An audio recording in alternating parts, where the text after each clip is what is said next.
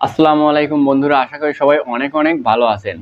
তো বন্ধুরা, আমরা যারা ফেসবুকে বা ইউটিউবে ভিডিও আপলোড করে থাকি, অর্থাৎ যারা কন্টেন্ট ক্রিয়েটর আছি, তাদের জন্য থাম্বনেইল খুবই গুরুত্বপূর্ণ একটি বিষয়। আপনি যত ভালো ভিডিওই তৈরি করেন না কেন, আপনার থাম্বনেইলটি যদি খারাপ হয় তাহলে কিন্তু আপনার ভিডিওতে পর্যাপ্ত পরিমাণে ভিউজ আসবে না। থাম্বনেইলকে অনেকটা মানুষের ফেস চেহারার সঙ্গে তুলনা করা হয়।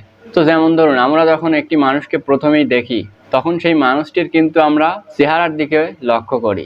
তো চেহারাটি যদি আমাদের কাছে ভালো লাগে, তারপরেই না আমরা সেই মানুষটি সম্পর্কে জানতে আগ্রহী হয়ে উঠি। থাম্বনেইলও সেরকমই একটি বিষয়। সো আমরা যে ধরনের কন্টেন্ট নিয়ে কাজ করি না কেন, আমাদের থাম্বনেইলটি অবশ্যই আকর্ষণীয় করে তৈরি করতে হবে। তাহলে আমাদের যে ভিউয়ার্সরা আছে তারা সেই থাম্বনেইলটি দেখবে এবং থাম্বনেইলটি ভালো লেগে গেলে সেই ভিডিওটিতে ক্লিক করবে এবং ক্লিক করলে আমাদের ভিডিওতে ভিউজ আসবে। তো বন্ধুরা, আর কথা নয়, চলুন দেখে নেওয়া যাক কিভাবে খুব সহজে এবং অল্প সময়ের মধ্যে একটি আকর্ষণীয় থাম্বনেইল তৈরি করা যায়।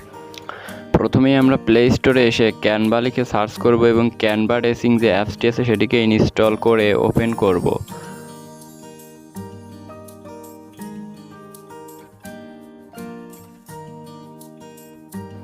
তো আমাদের অ্যাপসটি ওপেন হয়ে যাওয়ার পর এখানে নিচের দিকে দেখুন অসংখ্য ড্রেসিংস আছে, যেরকম আপনি ফেসবুকের cover photo, story, Instagram story অথবা ইউটিউব থাম্বনেইল, বিজনেস কার্ড, আপনি যে কোনো ড্রেসিংস এখান থেকে পেয়ে যাবেন। এবং এখানে ওপরের দিকে দেখুন ক্যাটাগরি আছে, তো আপনারা এই ক্যাটাগরিতে সিলেক্ট করে অসংখ্য ধরনের গ্রাফিক্স ড্রেসিং এখান থেকে পেয়ে যাবেন, যেগুলো এডিটেবল, অর্থাৎ এখানে যেরকম আছে সেগুলোকে আপনি ইচ্ছে মতো আবার এডিট করে আপনার নিজের কাজে ইউজ করতে পারবেন। তো এখানে সার্চের অপশনও আছে। তো আমরা যেহেতু থাম্বনেইল তৈরি করব, তো এজন্য আমরা ইউটিউব থাম্বনেইল লিখে সার্চ করব। তো এখানে দেখুন অসংখ্য ইউটিউব এডিটেবল থাম্বনেইল চলে এসেছে।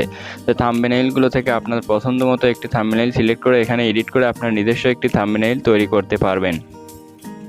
তো আমরা এখানে এখন যেহেতু একটি ট্রাভেল রিলেটেড থাম্বনেইল তৈরি করে আপনাদের দেখাবো, তো এখানে আমি ট্রেন লিখে সার্চ করব, কারণ আমার ট্রেনের একটি ফটো প্রয়োজন। তো এখানে ট্রেন লিখে সার্চ করলে এখানে দেখুন ট্রেন রিলেটেড অসংখ্য ফটো চলে আসবে। তো এখান থেকে একটি সিলেক্ট করে নিলাম। এরপর এখানে যে লেখাটি আছে সেই লেখাটিকে এডিট করার জন্য এডিট অপশনে ক্লিক করলাম। এরপর আমি যে লেখাটি এখানে লিখতে চাই সেই লেখাটি এখানে লিখে দেব। তো আপনি এভাবেই লিখে দিবেন।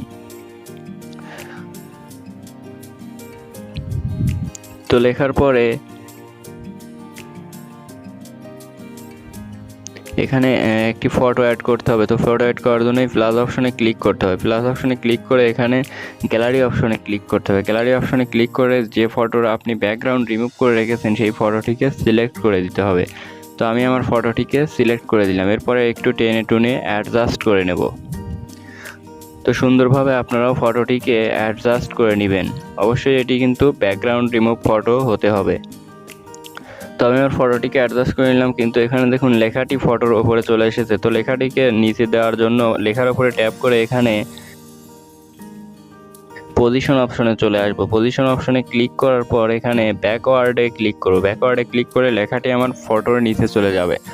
এরপর লেখাটিকে সুন্দরভাবে পজিশন মতো বসিয়ে নেব। এরপর আরও কিছু লিখতে চাইলে এই লেখার উপরে ক্লিক করে এখানে কপির যে অপশন আসবে সেই কপিতে ক্লিক করব। এরপরে কপি করা লেখাটিকে এডিট করার জন্য এখানে এডিটে ক্লিক করে অন্য যে লেখাগুলো আপনারা লিখতে চান সেগুলো এখানে লিখে দিবেন। তো এভাবেই অন্য আরও কিছু লিখতে চাইলে কপি করে আবারও লিখবেন। তো এরপরে আমরা